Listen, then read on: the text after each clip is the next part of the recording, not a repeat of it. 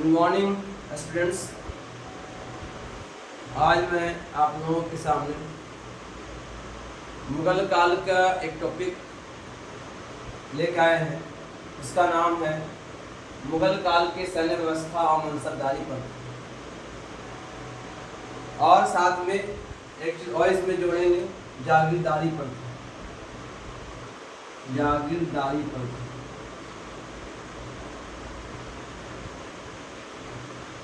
तो सबसे पहले तो हम ये बताना चाहेंगे कि मुगल काल की जो सेना थी वो एक सुव्यवस्थित, एक वेल मैनेज्ड और बहुत ही संगठित सेना थी। मुगल शासकों ने सेना को बहुत मजबूत किया था और कई तरह की प्रथाएं चला करके सेना को विद्रोह होने से बचाया था, सेना को शानदार बनाया था। सबसे पहले तो उसने एक मनसबदारी प्रथा शुरू की। मनसब का अर्थ क्या होता है? मनसब का अर्थ होता है पद या ओहदा, यानी राजा अपने अमीरों को, अपने उच्च पदे पर रहने वाले पदाधिकारियों को कुछ न कुछ मनसब दे रखा था ताकि उनके अंदर असंतोष की भावना ना आए। तो उसने जो मनसबदारी प्रथा शुरू की थी, वो जो शुरू किया था वो चंगेज खां की एक सेना प्रणाली थी, उसी से लिया गया था, उसी सिस्टम से। उसका भी वही प्रणाली था, है ना, जिसको दशमलव, है ना, दशमलव प्रणाली कहा जाता है। इस, है ना, दशमलव प्रणाली के तहत इसको शुरू किया गया था। इसमें चंगेज खां की सेना ने भी एक मनसबदारी प्रथा शुरू की थी, उसी को ला करके शुरू किया था, जिसको यस्सा कहते हैं। उसी यस्सा के तहत मुगल शासकों ने अपने सेना को मजबूत किया था, अपने सेना को मनसबदारी प्रथा के तहत संगठित किया था। मुगल काल में जो सबसे छोटी सी मनसब होती थी वो 10 यूनिट की होती थी, यानी उसमें 10 सैनिक होते थे। ये सबसे छोटा मनसब था।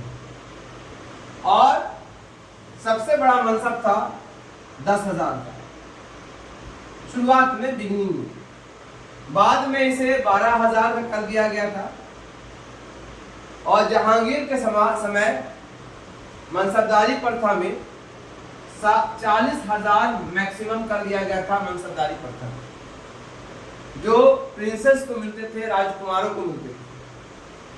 और शाहजहां के समय 60,000 का मनसबदार बनाया गया। धीरे धीरे समय पे बढ़ाते गए, जो सबसे खास होते थे उन्हीं को ये दिया जाता था। जो मनसबदारी प्रथा बनाई गई थी, मनसबदारी प्रथा में सिर्फ काजी और सदरुस दूर जो एक पद होता था, ये दोनों को छोड़कर बाकी जितने अमीर, जितने दरबारी, जितने पदाधिकारी होते थे, वो सभी को मनसब प्रदान किया गया था। उनमें से मनसबदारी प्रथा की 3 श्रेणियां होती थी। एक होता था जिसके पास 10 से 500 के बीच में श्रेणियां होती थी, वो मनसबदार कहलाते थे। यानी जिसके पास 10 से 500 के बीच में, जिनके पास सेनाएं होती थी, सेना की टुकड़ी होती थी, वो मनसबदार कहलाते थे। और 500 से 2500 के बीच में जिनके पास होता था, उसको अमीर कहा जाता था। और जो 2500 से ऊपर के बीच में जिसके पास सेना होती थी, उसे अमीर उम्दा कहते हैं, उसे अमीर उम्दा कहते हैं। अब इसमें ये बताना है कि इसमें मनसबदारी प्रथा में एक होता था जात और एक होता था सवार। ठीक है, जात में होता था पैदल सैनिक होती थी। तो किसी भी मनसबदार को जो है जात भी रखना पड़ता था, यानी पैदल सैनिक भी रखना पड़ता था और सवार भी रखने पड़ते थे, है ना। और सवार का मतलब घुड़सवार, ठीक है। तो ये भी रखना पड़ता था, दोनों को मेंटेनेंस करना पड़ता था। जात और सवाल दोनों का सिस्टम शुरू किया गया था। इसके अलावा जो है मनसबदारी प्रथा में बहुत सारे और बदलाव हुए थे, है ना, वो बाद में बताएंगे। सबसे पहले ये बता दें हम आपको कि आईने अकबरी में मनसबदारों की संख्या 66 बताई गई, लेकिन अकबर के समय 1803 मनसबदार थे और औरंगजेब के समय 14,449 मनसबदार थे। तो जैसे समय बढ़ा मनसबदारों की संख्या बढ़ती चली गई। जब आगे और समय बढ़ा, और ये बता दें कि मनसबदार जो होते थे, ये जो होते थे ये वैतनिक होते थे, इनको वेतन मिलता था, ठीक है, सरकार राजा की तरफ से उनको वेतन दिया जाता था, ये वैतनिक होते थे, ठीक है। और जो है जहांगीर के समय उसने एक सिस्टम बदला था, सवार में एक सिस्टम बदल दिया था कि हर सवार को, है ना, 2 अस्पा सीएसपा रखना पड़ता था, कम से कम 2 घोड़े, एक सवार को कम से कम 2 घोड़े रखने पड़ते थे, या कम से कम नहीं तो कम से कम 2 और 3 घोड़े रखने पड़ते थे। मतलब एक घोड़ा अगर बीमार पड़ गया, एक घोड़ा अगर लंगड़ा हो गया तो इनकार ना कर सके। तो जहांगीर ने बदलाव करके सिस्टम में, है ना, सवार के को 2 अस्पा और सीएसपा की व्यवस्था की थी। 2 अस्पा मतलब मनसबदारों के निर्धारित संख्या में घुड़सवारों के साथ उतने ही, है ना, कोतल यानी अधिक घोड़े रखने पड़ते थे। जैसे माने एक अगर 100 सवार है तो 200 घोड़े होने पड़ते थे, अगर 300 सवार है तो 600 घोड़े रखने पड़ते थे, ताकि जरूरत पड़ने पर, है ना, इनकार ना हो सके और, है ना, और जो है समय पर काम आ सके।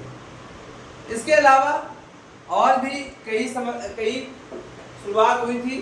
अकबर के समय, है ना, घोड़े की दागने की प्रथा भी चलाई गई थी, है ना, क्योंकि ये पहचान होता था कि ये घोड़ा मेरा है।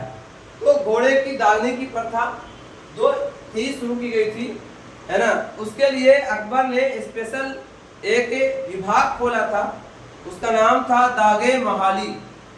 दागे महाली में का काम था कि घोड़े के पट्टे पर, बाएं पट्टे पर एक निशान देना होता था, है ना। तो ये प्रथा जो है एक्चुअली दागने की प्रथा सल्तनत काल से थी, है ना, घोड़े की दागने की प्रथा सल्तनत काल से शुरू हुई थी, लेकिन ये मुगल काल में भी घोड़े की दागने की प्रथा शुरू की गई थी। तो इस तरह से मनसबदारी प्रथा को मजबूत किया गया था ताकि सेना में विद्रोह ना हो और सभी को अपने अपने पद के अनुसार जो है काम कर सके। इसके अलावा जो है एक जागीरदारी प्रथा भी शुरू की गई थी। मतलब सेना में कुछ ऐसे लोग थे, है ना, जिनको वेतन नहीं दिया जाता था, वेतन के बदले उन्हें जागीरें दी गई थी, जिसको जागीरदार कहा गया। जरूरत पड़ने पर उनकी सेना को एक इस्तेमाल करता था, राजा इस्तेमाल करता था। एक सर्वे का एक इतिहास में हम पढ़ रहे थे, इसमें लिखा हुआ है कि जब मुगल काल में जो कुल जागीरदारों और जमींदारों की जो जितनी जमात थी, जितना समूह था, उसके टोटल अगर उनके सैन्य शक्ति को देखें तो 42 लाख सैन्य शक्ति थी। 42 लाख, यानी जरूरत पड़ने पर उन जागीरदारों की सेना को भी राजा वक्त बवक्त इस्तेमाल करता था। मुगल काल में जो सेनाएं होती थी वो 4 प्रकार की होती थी। 4 प्रकार की सेनाएं होती थी। 4 प्रकार की सेना में एक होता था पैदल सेना। पैदल सेना जो आप जानते ही हैं, पैदल सेना क्या? पैदल सेना एक अच्छा खासा पैदल सेना होता था, है ना, जिसमें बहुत सारे पद होते थे, ठीक है। तो एक पैदल सेना होता था। दूसरा होता था तोपखाना, है ना।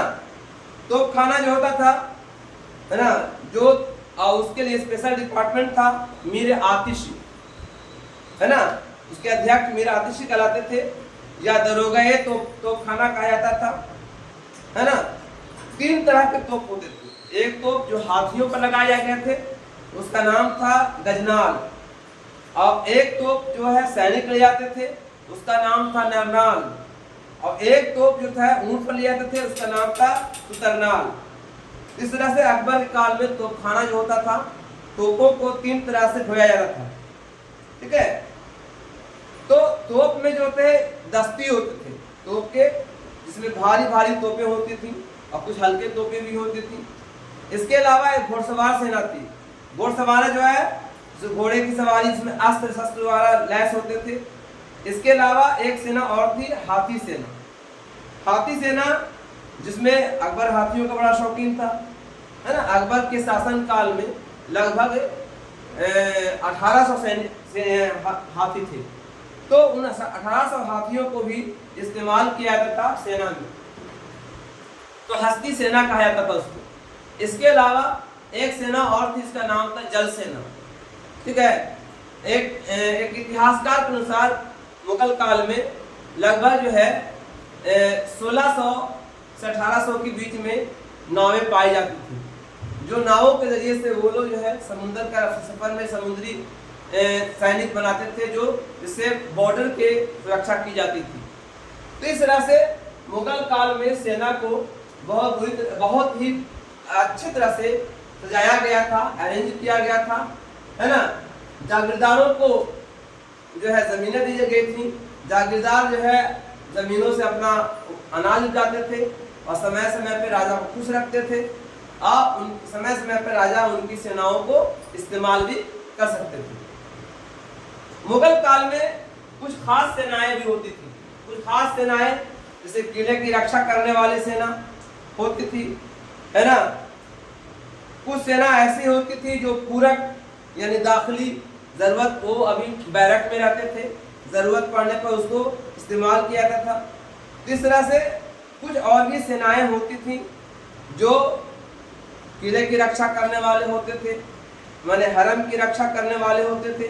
तो ये सब सेना को अहदी कहा जाता था। और कुछ सेना जो होते थे, है ना, ठीक है, जिसको दाखिली कहा गया।